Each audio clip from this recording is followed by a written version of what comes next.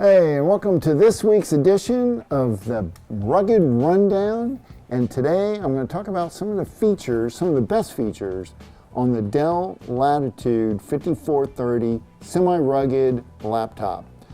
This is Dell's rugged line in the long line, I should say, from all the way from the 5404 to the 5412 or 14. And then the 5420, 5424. This is the next version, the 5430. This unit here that I have sitting in front of me is an i7 11th gen processor.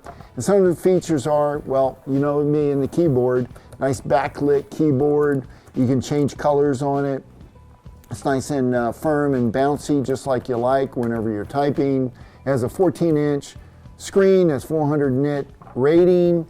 It's touch. It has a webcam that has a privacy cover as well, which is a nice feature. Not all of them have that in this class. It also, if you notice, as compared to previous models, the handle, although it's still just as sturdy as the originals, it is a slight bit smaller, so it fits in your hand. Instead of being the entire length of the laptop, it's just in the middle, which I think is a great upgrade for this model. The ports that it has, well, the port covers are, there's I'm going to call it a fiber cloth type hinge that they used as the hinge, which is okay. I think it's better than a plastic one. It probably lasts longer. It has USB-C ports, USB-A ports. It has several of them, 3 USB ports, RJ45 jack for Ethernet, 9-pin serial, they still include that there, as well as HDMI out. And over here we have more USB ports. So, and then this little port here is your headphone jack.